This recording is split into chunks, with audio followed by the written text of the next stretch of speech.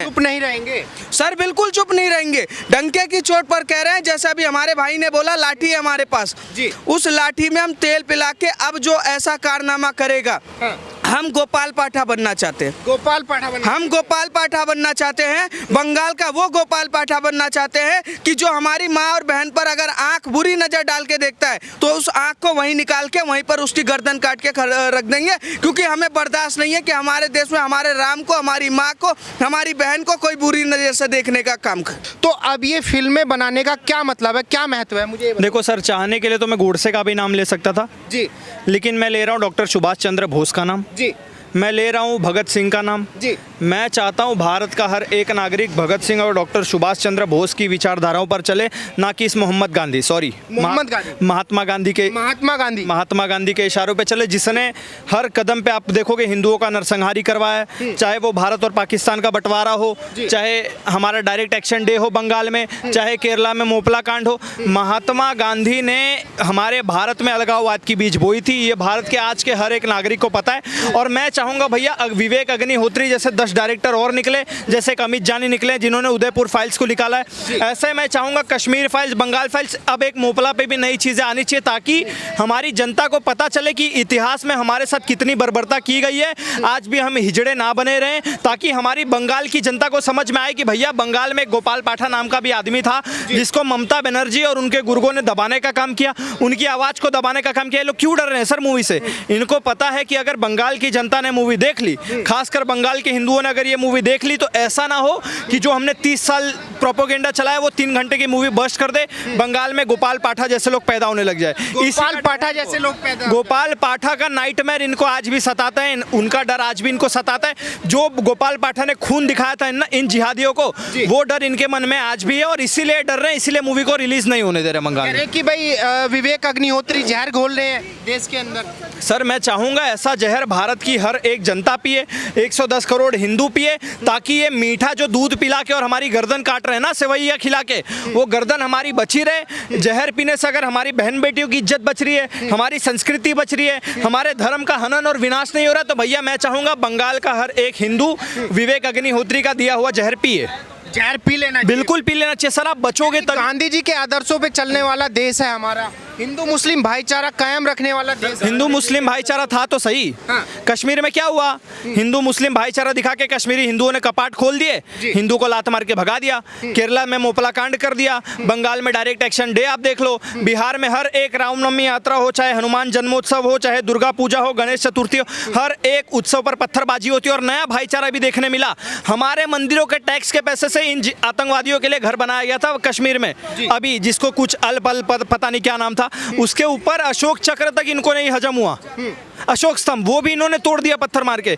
ये भाईचारा है, इसीलिए मैं कहना चाहूंगा इनके लिए भाईचारा सिर्फ लाठी और डंडे से ही निभाई जा सकती है। लाठी और डंडे से ही निभाया जा सकता है। बिल्कुल बिल्कुल। चुप नहीं रहेंगे सर, बिल्कुल चुप नहीं रहेंगे। डंके की चोट पर कह रहे हैं, जैसा अभी हमारे भाई ने बोला लाठी है हमारे पास जी। उस लाठी में हम तेल पिला के अब जो ऐसा कारनामा करेगा, हम गोपाल पाठा बनना चाहते हैं। गोपाल पाठा बनना, हम गोपाल पाठा बनना चाहते हैं। बंगाल का वो गोपाल पाठा बनना चाहते हैं कि जो हमारी माँ और बहन पर अगर आंख बुरी नजर डाल के देखता है तो उस आंख को वहीं निकाल के वहीं पर उसकी गर्दन काट के रख देंगे, क्योंकि हमें बर्दाश्त नहीं है कि हमारे देश में हमारे राम को, हमारी माँ को, हमारी बहन को कोई बुरी नजर से देखने का काम कर। गांधी जी के रास्ते पे नहीं चलेंगे कि एक चांटा मारे तो दूसरा गाला। सर, गांधी के रास्ते पे चलते हुए बंगाल में मरवा दिया हिंदुओं को, गांधी के रास्ते पे चलते हुए पाकिस्तान बनवा दिया, गांधी के रास्ते पे चलते हुए कश्मीर का खत्म करवा दिया, गांधी के रास्ते पे ही तो पूरा देश चल रहा है, गांधी के रास्ते पे ही तो 2-3 करोड़ ऊंचा पैजामा लंबी दाढ़ी को आज 30 करोड़ हो गए, सर पे मूत रहे हैं हमारे। भैया मैं उनसे हाथ जोड़ के बोलता हूँ कि आपको भारत का संविधान नहीं मानना, भारत की सेना को नहीं मानना, तो मैं आपसे हाथ जोड़ता हूं। इस देश की जनता इतनी समर्थ है, आप सबको टिकट करके देगी। 57 देश में आप जाइए, वहां रहिए। इस देश को छोड़ दीजिए, इस देश को छोड़ दीजिए, क्योंकि इस देश में अगर आप रहोगे तो तौर तरीके से रहोगे, कायदे में नहीं रहोगे तो कायदे में रहना हम सिखाएंगे। लेकिन बहुत सारे मौलाना मदनी ने बोला है कि हिंदुओं से ज्यादा मुसलमानों का अधिकार है भारत। सर, मौलाना मदनी फंडिंग लेके आतंकवाद और जिहाद को प्रमोट करता है, और वो ऊंचा पैजामा लंबी दाढ़ी गोल टोपी से पत्थर चलवाता है, उसका घर का जो रोटी है वो पत्थरबाज और जिहाद से चलता है। मौलाना ज्यादा राष्ट्रभक्ति है हमारे शरीर की। हाँ राष्ट्रभक्ति है ना, वंदे भारत जला देते। इतनी इनकी राष्ट्रभक्ति पे अगर सवाल करने जाए ना तो यही लोग है सेना पे सवाल करते हैं। इनकी राष्ट्रभक्ति कैसी है कि इनकी बहन बेटियां यहाँ पैदा होती है और पाकिस्तान में शादी करके उनके बच्चों को यहाँ पालती है, और वही बच्चे इस देश में पत्थर चलाते हैं, वही बच्चे क्राइम करते हैं, रेप करते हैं, छीना झपटी करते हैं, वही बच्चे इस देश में आतंकवाद फैलाते हैं,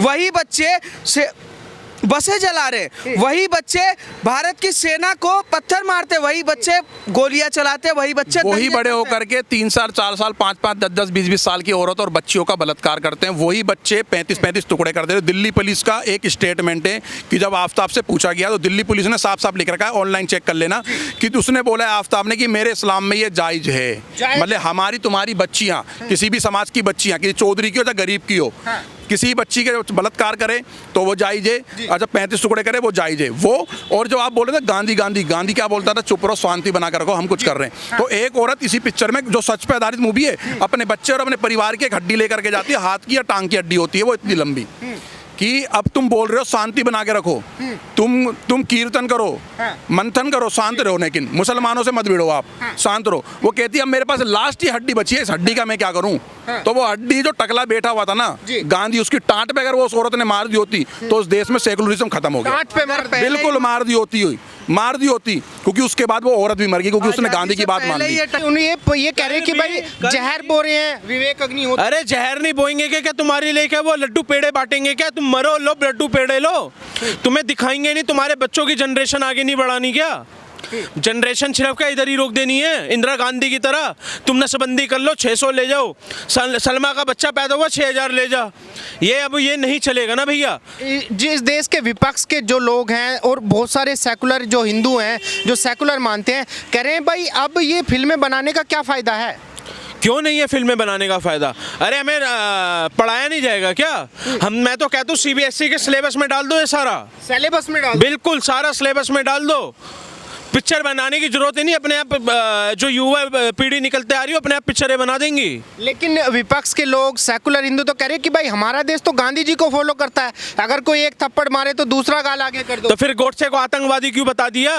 जब एक गोली मारी थी, 2 गोली मारते तो ये भी कहता पीछे एक और मार दे, पीछे एक और मार तो अरे भैया ये बेकार की बातें हैं, ये सिर्फ हिंदुओं पे ठोका गया है, एक का अपना गाल आगे कर दो, अब वो वाला जमाने गए, जैसा राजा वैसी प्रजा है भाई जी। अभी पाकिस्तान ने देखा ना, वो जमाने चले गए। अरे भैया अब आप दोबारा इधर ये CP हुआ करता था, इधर बिजली बम भी फाड़ के दिखाओ, बम की तो छोड़ दो, इधर बिजली बम फाड़ के दिखाओ, तुम्हें बताएगा वो कौन है। आपने देखिए बंगाल फाइल्स? देखिए बिल्कुल बंगाल फाइल्स देखिए, ये कोई फाइल नहीं है, ये सच्ची घटना है जो कि इतिहास में आज भी दर्ज है। कैसे लाखों हिंदुओं को एक षड्यंत्र के तहत आज़ादी के टाइम पे जिन्ना के चेलों ने कैसे काटने का काम किया, और कैसे गांधी की चुप्पी ने इस देश में हिंदुओं को मरवाने का काम किया। गांधी जी को तो बाप राष्ट्रपिता का दर्जा सर, जिसने राष्ट्रपिता का दर्जा दिया, जिसने दिया, हम तो बाप मानते नहीं। हमारा जो बाप है वो विनोद कुमार शुक्ला है, हमारी जो माँ है वो हमारी माँ है। हम भारत को जब मातृभूमि मानते हैं, हम भारत को अपना वो मानते हैं। महात्मा गांधी को राष्ट्रपिता नहीं मानते? सर महात्मा गांधी कैसे राष्ट्रपिता हुए? जिस राम की मैं बात करता हूँ वो राम इस धरती को माँ मानते हैं। पहले राम आए थे या महात्मा गांधी आए थे? मुझे तो राम ही आए थे। तो आप बताइए, जब राम को हम अपना पिता मान रहे हैं, हम महात्मा गांधी को कैसे मान लेंगे? मैं उस भारत के बूढ़े महात्मा गांधी की बात कर रहा हूँ, जिसने चुप्पी के तहत लाखों हिंदुओं का नरसंहार करा दिया। कैसे बंगाल को प्रशासन वहाँ पर लगातार हिंदुओं को कटवाने का काम कर रही थी, कैसे हिंदुओं को प्रताड़ित किया जा रहा था, इस फिल्म में सच्चाई दिखाई गई। आज जो ममता बनर्जी जो वहाँ की मुख्यमंत्री हैं, वही काम कर रही है। वो बांग्लादेश के साथ मिलकर यूनिस पठान के साथ गठबंधन करके बंगाल को पूरे प्रशासन को तोड़ चुकी है। सच्चाई ये है कि हिंदुस्तान जो आज देख रहा है, जो आप सोचिए, इस मूवी की मैं सच्चाई बताना चाहता हूँ कि कश्मीर जो है, कश्मीर फाइल्स की जो शूटिंग हुई वो कश्मीर में हुई, पर बंगाल फाइल्स की जो शूटिंग हुई वो बंगाल में नहीं हो पाई। बंगाल के किसी और बाहर जगह पे करना पड़ा। इतना ज्यादा वहाँ पर मतलब टॉर्चर है, इतना ज्यादा वहाँ पर वो है कि बंगाल की कहानी को बंगाल में ही, राज्य में ही वहाँ के मुख्यमंत्री ने शूटिंग करने नहीं दिया। एक मुख्यमंत्री एक फिल्म से इतना डगमगाई हुई है, इतनी डरी हुई है कि उनको पता है कि जब सच्चाई। ममता बनर्जी को तो विपक्ष के लोग शेरनी बोलते हैं। किससे? सर, जिस शेरनी की मैं आप बात कर रहे हैं ना, वो ऊंचा पैजामा, लंबी दाढ़ी, गोल टोपी के लिए शेरनी होंगी, पर वहाँ के असली सनातन और जो हिंदुत्व को मानने वाले हैं ना, उनके लिए डायन है। वो आप बता रहे कि डायरेक्ट एक्शन डे की उसमें बात बताई गई है, दिखाई गई है कि कैसे हिंदुओं का नरसंहार हुआ, लेकिन जो कुछ हमारे हिंदू ही हैं, जो हिंदू हैं, कुछ जो सेकुलर हिंदू हैं, वो तो कह रहे कि ये प्रोपोगेंडा है, हिंदू मुस्लिमों के बीच में जहर घोलने की बात। ये जो अपने बाप को बाप मानने से मना कर दे, जो अपनी माँ को माँ मानने से मना कर दे, उसको सब कुछ वो लगेगा। उसको मजार पे जाए, मैं कहूँगा वेलकम है, वो मजार पे जाए, चद्दर चढ़ाए, दिया डलाए। कश्मीर में जैसे उसका हाल हुआ वैसा उसका हाल कभी ना कभी होगा।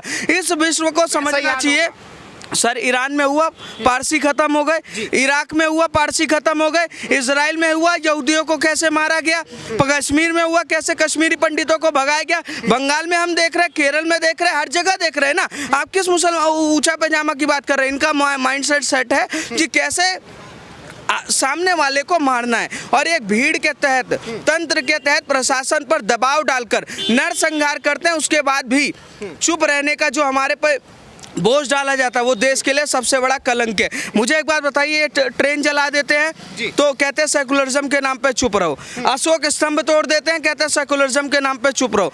भारत तो हमारे धर्म का हिस्सा ही नहीं है। भारत का संविधान का विरोध करते हैं, सेकुलरिज्म के नाम पे चुप रहो। देश की सेना पे पत्थर चलाते हैं, सेकुलरिज्म के नाम पे चुप रहो। देश की सरकार राष्ट्रपति को गाली देते हैं, सेकुलरिज्म के नाम पे चुप रहो। डेली लव जिहाद कर रहे हैं, सेकुलरिज्म नाम पे चुप रहो। गौ हत्या कर रहे हैं, सेकुलरिज्म के नाम पे चुप रहो। आप बताइए ना किस सेकुलरिज्म की बात कर रहे हैं?